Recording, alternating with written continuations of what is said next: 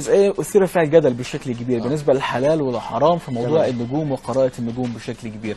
رأي حضرتك كيف في هذا الموضوع يا فندم؟ ارجع تاني واقول لحضرتك ان دايما جميع العلماء على مستوى العالم يعتمدون على مقولة محددة، كذب من نجوم السطر، ما فيش اللي هي هذا. واللي قال الكلام ده علماء المسلمين في مصر والدول العربية والإسلامية.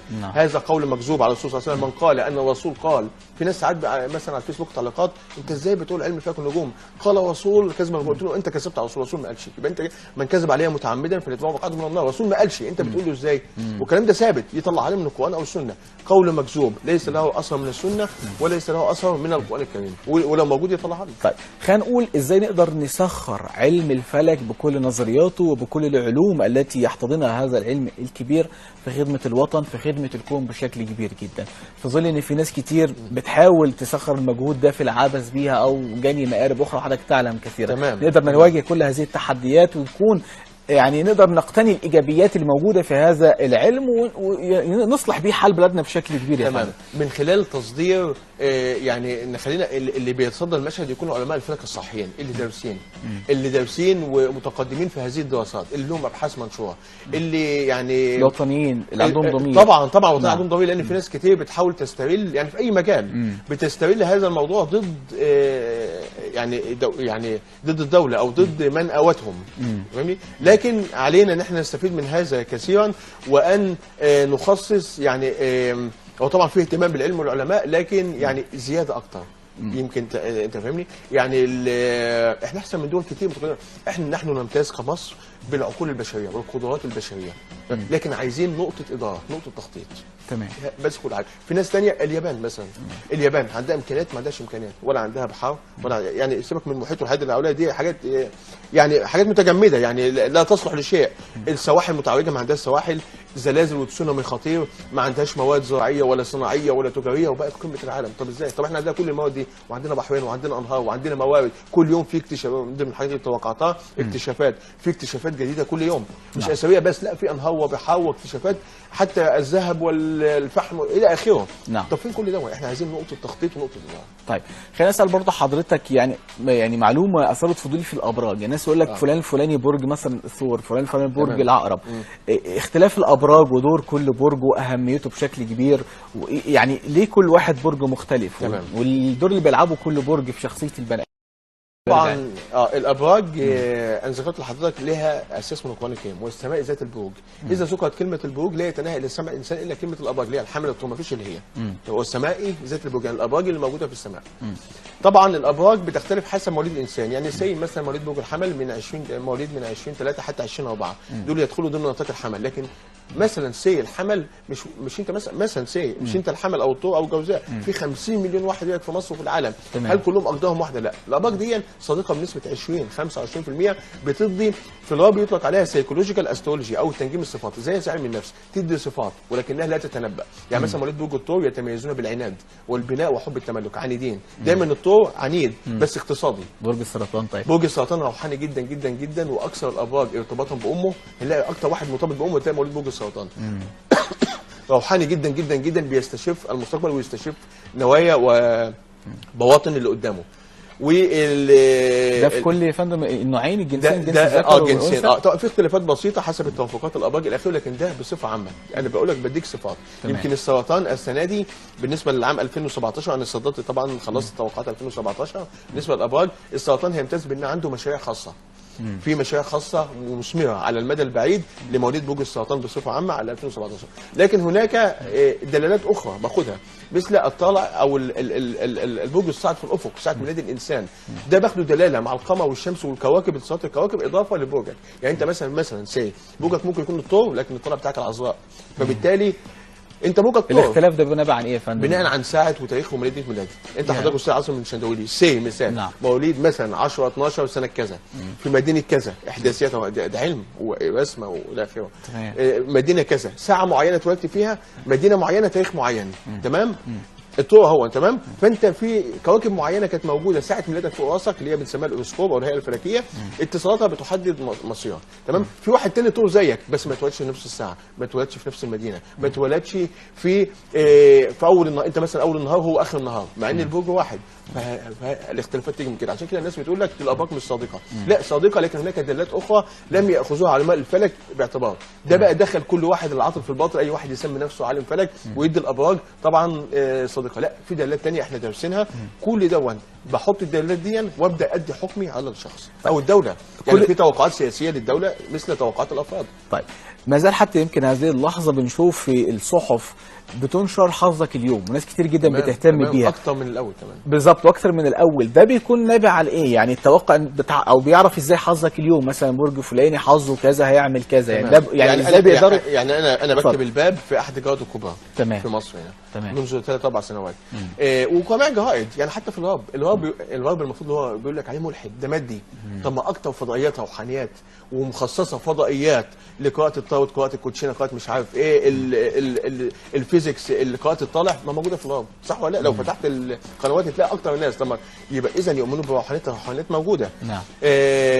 بتيجي حظك اليوم من خلال في ناس كتير ايا كان، حتى لو هو ما بيظهرش كده الا ان هو عنده اهتمام. الانسان دائما جميع الناس البشر منذ خلق ادم حتى نهايه قيام الساعه عندهم فضول لاستكشاف المستقبل. حتى بيقول لك حلال وحرام، لكن في ناس بتظهر وناس من تحت طب ما نشوف يحصل له ايه، بيبقى عنده قلق. قلق الانسان بيدفعه ان هو يشوف يستشف المستقبل. طب هيحصل لي ايه النهارده؟ كل الناس، في ناس بقى عندها جرأة وفي ناس من تحت عشان ما يتقالش عليها مثلا حرام ولا حلال، بس كل الناس بتيجي من ان ربنا فطرة الانسان بان هو عنده فضول ان هو يعرف ايه اللي مخبله الايام. طب النهارده انا عندي مشاكل مع مراتي، هيحصل ايه يا ترى؟ طيب ده حد عامل لي حاجه، ده عامل ده كذا. ففضول الانسان هو اللي بيدفعه انه يشوفه، وبالتالي جميع المواقع بتنشر وجميع الجرايد بتنشر هذه الحاجات، لان في فئه من الناس لا نستطيع ان نهملهم، مهتمين بهذا الجانب. طب المعرفه بتاعت كل واحد يعني حظه النهارده بيبقى نابع عن ايه؟ ازاي بيعرفوا من خلال علم الفلك؟ يعني ممكن توضح لنا وتقول لنا ازاي؟ بتيجي اساسا من الابراج. يعني مثلا انا بقول لحضرتك مثلا مواليد برج الحمل من 20/3 ل 20/4، فبالتالي 20/3 20/4 بختلف بين عن الطالع، ما بشوفش بقى ساعه ميلاد الانسان او الطالع الشخصي. لا هنا بقى بحط برج الثور كبيت اول. يبقى الثور انت مثلا مواليد برج الثور يبقى الثور الاول وبعدين الجوزاء الى اخره. البيت الاول يمثل بيت الانسان، يبقى مواليد برج الثور يمثل بيت الانسان. حسب النهارده هشوف بقى الكواكب النهارده، ما الكواكب بتتوزع ولها جداول، كل يوم بتتحرك موجوده في برج معين وبتعمل اتصالات. يبقى هشوف اليوم اللي بنشوف فيه حظك اليوم برج مثلا لمواليد برج الثور يعتبر بيتهم الاول، اشوف الكواكب النهارده موجوده فين واوزعها. البيت الاول بيت النفس، البيت الثاني بيت المال، البيت الثالث بيت التنقلات، بيت السبع الزواج الى اخره، وكل يوم هكذا حسب تحركات الكواكب. من اتصالاتها بقدر اقول هيحصل ايه لمواليد الابراج وليس لمواليد الطوالع يعني او الهيئات الفلكيه. طيب دكتور احمد، حضرتك عضو الاتحاد الامريكي للفلكيين، هل اهتمامنا بعلم الفلك في مصر زي اهتمام امريكا بعلم الفلك، زي اهتمام الدول الكبرى لهذا العلم؟ بصفته البحته ولا بصفته الميتافيزيقيه؟ بكل حاجه، بكل صفات يا فندم. هل احنا دلوقتي وصلنا؟ هقول لحضرتك حاجه. يمكن انا لسه ناشر على الفيسبوك. انا الفلك العربي الوحيد الحمد لله مصنف على مستوى العالم. جميع المواقع والجوائد الغربيه يعني واشنطن بوست، نيويورك تايمز، ميدل ايست، كله نشرالي. وحتى لقاءات الفضائيات متابعاها، انا نشرتها على الفيسبوك، متابعاها ومترجماها للغات الانجليزيه. انا توقعات مترجمه لجميع اللغات. هنلاقي في صحف وغربيه مهتمه جايبه لقاءات في الفضائيات بالانجلش، ارابيان انسترداموس العرب، استولجا واحمد شاهين كذا. متوقع توقعاتي واي توقعات اللي انا بقولها الصحف الغربيه متابعاني وتوقعاتي. بنسبه قد ايه وبامانه وصلت التوقعات بتاع حضرتك؟ بصراحه حسب الاتحاد الامريكي للفلكيين من اعلى النسب في العالم بفضل الله. من اعلى النسب. انا مصنف الاول عربيا والسنه عالميا، ده لان توقعاتي كانت منشوره جدا جدا جدا على مستوى بعيد جدا، يمكن منذ سنوات، يمكن اخرها انا متوقع والكلام ده من 3 سنوات. وهذا الكلام وصل يعني انا مثلا انا متوقع كتير على المستوى الرياضي. يعني اخر حاجه امبارح على جريده الوفد لسه من 3-4 ايام من ضمن نشاط توقعات الابراج ونشاط توقعات 2017. من ضمن الحاجات سالوني على البلد السنه الجايه، رئيس الدوله الى اخره. من ضمن الحاجات طب الدوري والكاس، لان انا ليا توقعات رياضيه صعبه، توقعات كاس العالم، كاس المانيا بالنص، توقعات قبل كده الماتش الاهلي والزمالك واجت مانشيتات احمد شاهين اللي هو القمه بالنص، من اللي هيهدف وكم هدف. الوفد والكلام ده منشور من قبل مباراه سان داونز والزمالك من 3-4 ايام منشور. توقعوني موجوده في جريده الوفد ومنشور على صفحتي. الاهلي والزمالك، بس عشان الناس ما تزعلش مني دي توقعات. قالوا كل الاهلي هياخد من بطل افريقيا ومن بطل الدوري. قلت لهم بالامانه السنه اللي فاتت توقعت الزمالك وبالفعل الزمالك حصل. السنه دي متوقع الاهلي الدوري، لكن الزمالك سيكون وصيف البطوله الافريقيه. الكلام ده من 3 4 ايام على جريده الوفد ومنشوره بالفيديو. ان فعلا بعد ما خسر سالت لك احمد شاهين قال من ضمن الانتخابات انا توقعت من 3 سنين الانتخابات الامريكيه 2016 هيلاري كلينتون، بقولها كل سنه في الفضائيات. الكلام ده وصل لمستشار هيلاري كلينتون وقال له احمد شاهين متوقع كذا. في الكلام ده كان من سنتين في احد الفنادق الكبرى في مصر.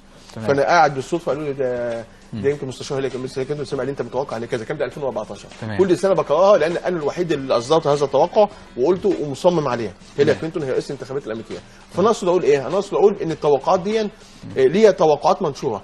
من اعلى نسبه توقعات في العالم هو احمد شاهين، لان في حاجات كتير، في حاجات بسيطه انا مش اله، انا مجتهد. وبعدين في حاجات ربنا ما ننسخ من ايه او ننسيها، في حاجات بقولها بتحصل نسبه كبيره، وفي حاجات ربنا بيقدم وبيأخر، وفي حاجات ما بتحصلش ربنا مش عايز، لا يرد القدر الا الدعاء. خلاص صحيح. ده مش معناها ان علم الفلك غلط، لا. طيب قيمة اهتمامنا احنا بالعلوم بشكل عام، مش بس علوم الفلك، كافة العلوم، ايه الدور الامثل اللي احنا نقدر نهتم بيه؟ واحنا عندنا العلماء الافاضل، العقول المصرية البناءة بشكل كبير. رسالة حضرتك بقى للدولة ازاي تهتم بالعلماء، تسخر لهم كافة العقبات، وهنا بقول كل العلماء في كافة المجالات بشكل كبير. تمام. انا زي ما قلت لحضرتك المشرف فتحي السيسي بيهتم في اهتمام فعلا للعلم والعلماء، لكن زي ما بيقولوا العين بصيره والايد قصيره، الفلوس الامكانيات للاسف دي حاجه خارجه عن ارادتنا. احنا عايزين نزود ميزانيه البحث العلمي بس ما فيش. تمام، يعني يا دوب مثلا الاكل الشرب البترول السولار والحاجات دي كلها، وفي ازمه اقتصاديه، وبعدين في دول كثيره بتتكلم على مصر من اجل التضييق. فبقول لك ايه، في مثل مع اني مش مقتنع بيه بس هو صح، اللي يحرم على الجامع، اللي يعوز البيت يحرم على الجامع يحرم على الجامع تقريبا. ده مثل ما اعتقد يهودي يعني مش مصر، انا معترض عليه بس موجود المثل صح. في يعني في مجمله ومعناه صحيح. فاحنا دلوقتي يعني عايزين اكل وشرب وحاجات كلها، فاحنا المفروض نهتم نزود ميزانيه البحث العلمي. بس مش بايدينا، لكن لن ياتي التقدم الا بزياده الماديات، لان في امكانيات عايزينها، في معامل، في امكانيات ماديه، في حاجات محتاجينها، محتاجه فلوس، والحاجه مش بايدينا. فيعني في نفس الوقت احنا مهتمين وفي نفس الوقت مش قادرين، لكن الاهتمام موجود، لعل الله يصلح الحال ان شاء الله. اخيرا يا دكتور، توقعات حضرتك لحال بلدنا ان شاء الله في المرحله الراهنه وفي المرحله اللي جايه، ايه اللي بتامله المصري بشكل عام، الدور اللي ان شاء الله يلعبه الشعب المصري وما زال مستمر فيه حتى يستطيع مواجهه كافه التحديات اللي بتحاك لوطننا المصري الكبير؟ طبعا انا متوقع باذن الله على عكس التوقعات كلها ازدهار الاقتصاد هنخرج من الكبوه ومن عنق الزجاجه، الاقتصاد هيزدهر جدا جدا جدا، لكن اعداء البلد مش هيتركوا مصر في حالها.